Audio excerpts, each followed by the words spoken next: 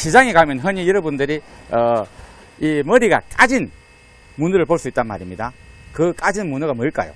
그것이 어제까지 사랑을 한 앙컷 문어라는 거죠.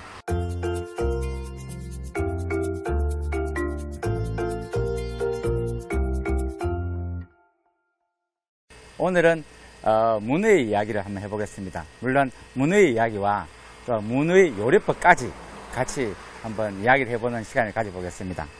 자, 여기 문어가 있거든요.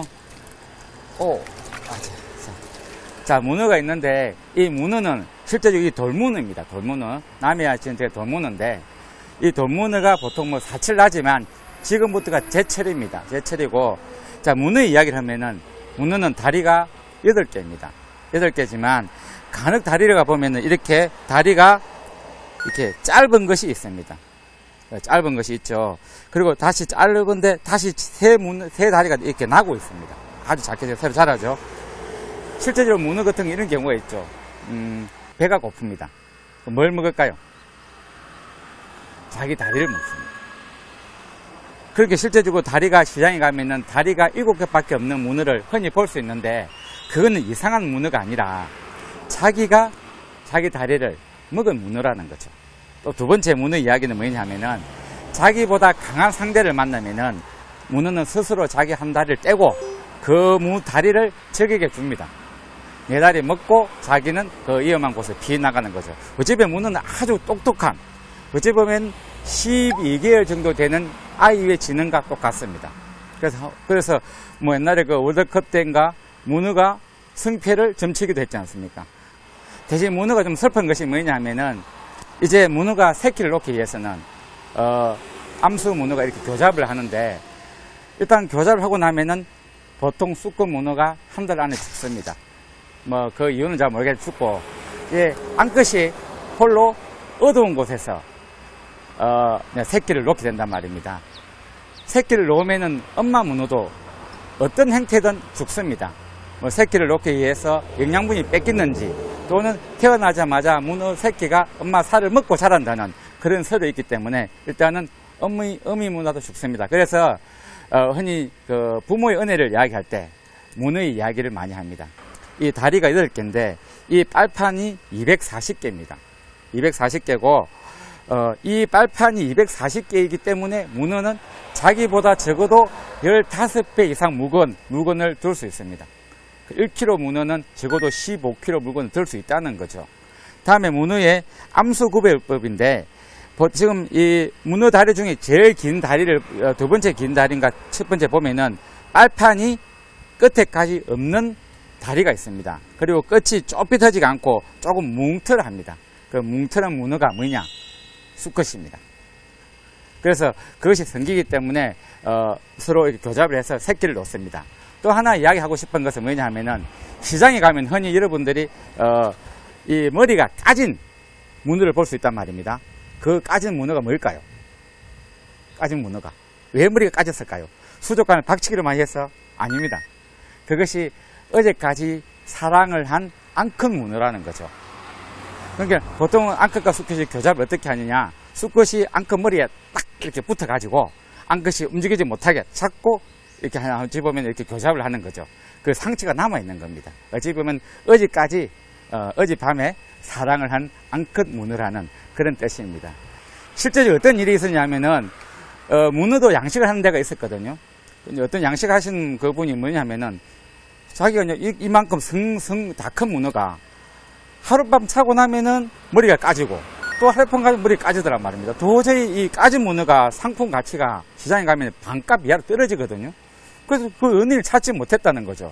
그래서 제가 한번 어떤 이야기 중에, 그거는 남자 문어와 여자 문어를 한 곳에 넣어놨으니까 사랑을 했으니까 머리 까질 수밖에 더 있지 않느냐, 그런 어떤 행상을 얻게 하는 방법은 일일이 잡아서 앙컷 문어와 수컷 문어를 구별하고 따로 보관을 하면 그런 현상이 없어진다는 거죠. 문어의 수명은 2-3년입니다. 2-3년이고, 실제적으로 해서 아까처럼 이야기했지만 남자 어떤 수컷과 앙컷이 교잡을 했을 때 물론 새끼를 놓기 위해서 다 죽지만 그런 일이 없더라도 3년 이상 살지는 못합니다. 문어가 가장 비쌀 때는 겨울이죠. 겨울이 되면 어떤 일이 일어나냐. 이 문어는 깊은 바다로 갑니다. 왜? 깊은 바다가 가까운 육지보다 더 따뜻하거든요. 그래서 겨울에는 깊은 바다로, 여름에는 가까운 육지로 오는 거죠. 대신에 보통 새끼를 놓는 시절이 여기 보통 겨울에 어떤 교잡이나 이런 걸 하고 새끼를 이런 봄에 놓는단 말입니다. 지금 이제 바다에 보면 아주 작은 문어들이 많습니다. 이것이 여름이 되면 크게 되겠죠. 큽니다. 아주 속도가 빠르거든요. 그래서 문어가 가장 쌀 때는 여름이 싸고 겨울이 가장 비쌉니다. 왜냐하면 겨울에는 대부분의 문어가 또 커요. 여름에는 잘 자란 문어가 많습니다. 그렇기 때문에 가격을 뭐 굳이 그 입항 가격과 또 소비자 가격이 좀 차이가 나겠지만, 뭐 일일이만 차이가 나겠지만, 가장 싼 것은 여름이고, 여름 같은 경우 문어가 가장 많을 때는 입항 가격이 적어도 한 18,000원, 17,000원 정도 되고, 뭐 겨울 같은 경우 비쌀 때는 4만 원까지 그런 차이가 납니다. 키로당 그렇습니다. 자, 문어 조리법은 이렇게 문어 조리법 아주 좋습니다. 일단 이렇게 손가락을 이렇게 잡아 넣으면 됩니다. 잡아 넣고 반대쪽에서 이렇게 밀어 넣으면서 이렇게 돌리면은 문어를 까주는 거죠. 까고 난 다음에 이 사이를 이렇게 손을 잡아 넣으면 이렇게 사이를 넣으면 이 문어가 이렇게 딱 손이 들어갑니다. 자, 들어갑니다. 들어간 상태에서 다시 못합니다. 다시 상태에서 바깥으로 이렇게 밀면은 떨어지는 거죠. 떨어지고 여기서 그냥 마지막 잡고 이러면 먹이 떨어지, 여기 먹이거든요. 먹을 제거하고 이 문어만 삶으면 되는 겁니다. 사실 옛날에는 먹이 또 뭐 건강에 좋다 해서 몇 년 전에는 일부러 먹을 먹었어요. 그런데 먹을 이렇게 안 떼고 만약 삶으면은 이 먹이 터져가지고 전체 문어 전체가 아주 깨끗하지 못하고 청결하게 보이지 않습니다. 그래서 가능한 떼고 요리하는 게 좋고, 특히 어촌에서 도시로 보낼 때는 반드시 먹을 뗍니다. 왜냐하면 먹이 있을 때는 터지거든요. 터져서 진짜 상품이 보기 싫어요. 그래서 반드시 떼고 이렇게 조리를 해서 보내는 게 맞습니다. 다리 사이에는 생물이다 보니까 이 이물질이 있을 수 있거든요. 그래서 소금이나 이런 걸 삶기 전에 깨끗이 세척을 하고, 또 삶기 전에 식초를 좀 넣으면은 문어 삶는데 아주 부드러운, 그리고 또 문어의 어떤 잡냄새도 없애고, 흔히 낙지하고 문어하고 삶는 방법을 혼돈한 분들이 많습니다. 그래서 낙지는 뜨거운 물에 어찌 보면 한 2분 정도 삶았다 내면 됩니다. 하지만 문어 같은 경우는 최소 15분, 좀 적당한 가게는 20분까지 삶아야 가능하고요.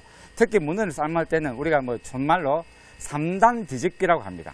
자, 문어를 그대로 넣고 약 10분을 삶고, 다시 한 번 뒤집어서 5분을 삶고, 마지막에 한 번 더 뒤집어서 5분을 삶고, 그래서 3단 뒤집기를 하면 가장 문어가 부드럽게 삶히는 걸로 그렇게 알고 있습니다. 지금까지 생생바다 소식 강병철이었습니다.